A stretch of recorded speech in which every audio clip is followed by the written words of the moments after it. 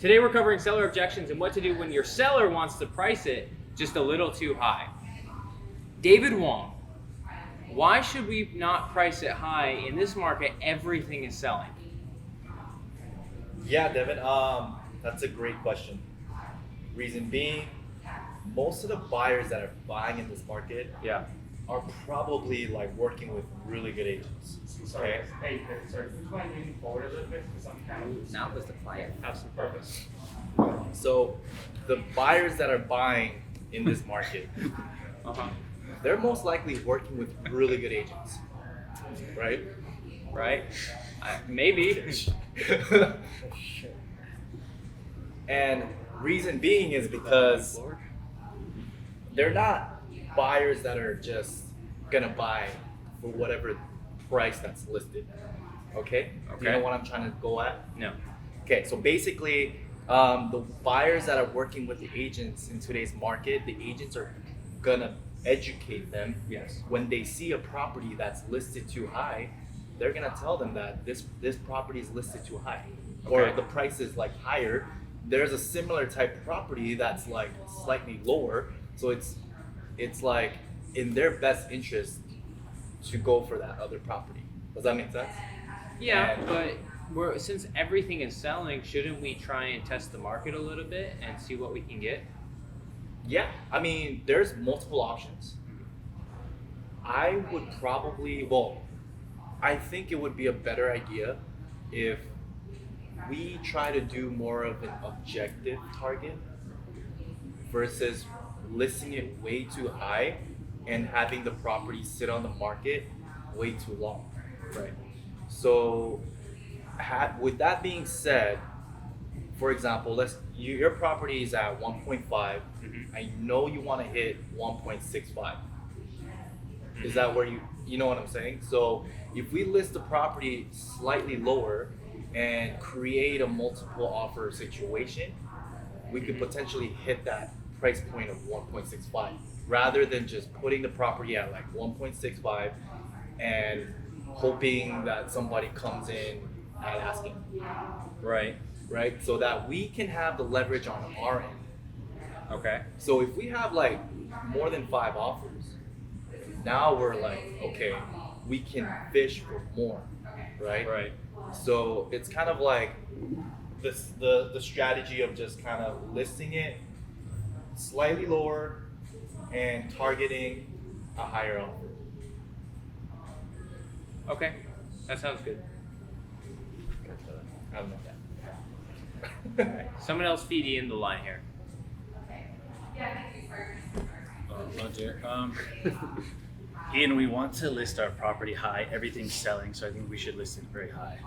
Totally understand, Chris. I mean, if I were you, obviously we don't want to leave any money on the table, and we want to get you as much money in your pocket for this sale as possible, right? Mm-hmm. So, can I tell you my only concern with listing high? Okay. So, when we list high, when buyers come and look at our property, they're looking at comparable sales, past sold data to get an idea of what a fair market value is for our property. If a property is overpriced or priced too high, it risks sitting on the market for longer than the median days on market, which for single family homes is like a week right now. It's still not that long.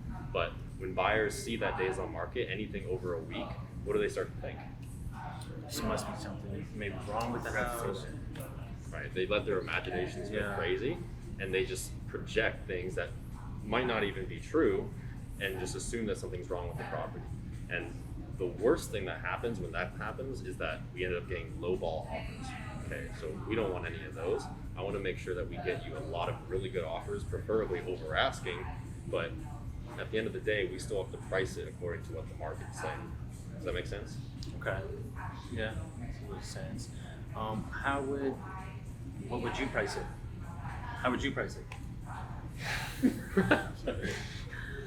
We're some crazy guys. Well, based off the comps, it looks like fair value of this property is anywhere between $570,000 and $600,000. I think we should agree. Okay. Yeah. So somewhere in that range, I think would be a reasonable price. Okay. Sounds good. Does anybody have any feedback for Ian or David? What did we like about that? I like Ian's question. What was this? Which question? What was the question? It was about days on market. Yeah. What's Oh, wrong yeah. with the Yeah. property? Okay. I feel like if you combine both of them, they would hit almost every single thing. Because he had a lot Yeah. of good ones. He went for the clients are going to think something's wrong with the property and you're going to get lowballed. He went more, we want to get that competition and have people basically bidding against each other to get you the highest price point rather than only having like one offer that could be lower. Right. I'll finish it. But I also like Ian's. Let me do the rest. Okay, I did okay. The final piece. Chris, you know, I think we should list it high because everything's selling right now. Gotcha. Totally understand. But Michaela, let me ask you this: don't you want as many people coming to see the house as possible? I mean, yes. Yeah, right. So when you do price it a little high, people will be like, "Man, the house is priced a little high," and they might look over it. But when you price it just right, or a little bit below, you'll get more people that say, "Man, this house is a great deal. I would love to check this out." So they'll bring the realtor. They'll fall in love with the house, get emotionally invested in this house, and then you get a lot of offers on it, more offers. And once they fall in love, they'll start bidding against each other. We get a bidding war going, and that will drive the price up to probably what you're looking to list it as. Oh, Make sense, right? yes, it does. Yeah. Okay.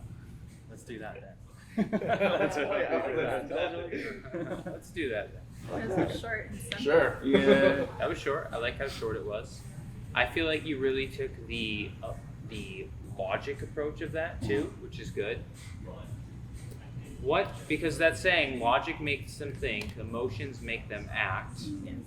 and which emotion is stronger? Love. Pain.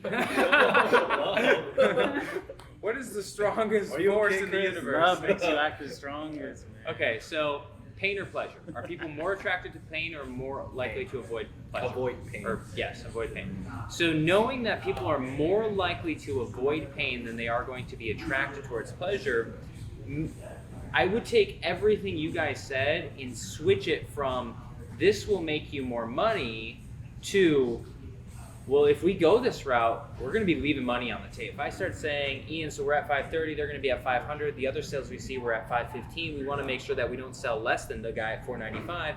And then, of course, there was that other house that sold 545, but they had a square footage of 20% bigger than ours. It's like what?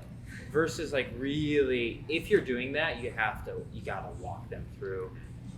You said all of the right things. I think just slowing it down, Delivery. and getting it on their level. And when you do scripts without us, really practice.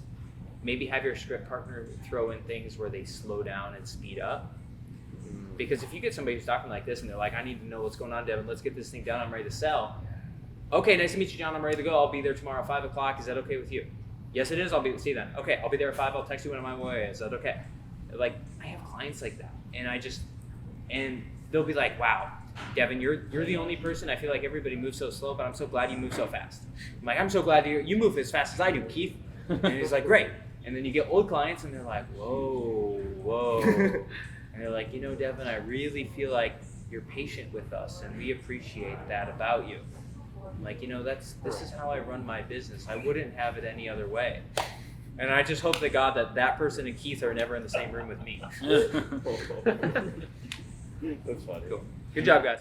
Do you give people a specific price or do you give them a range? You're not supposed to give them a price according to somebody, but I give them a price. Yeah.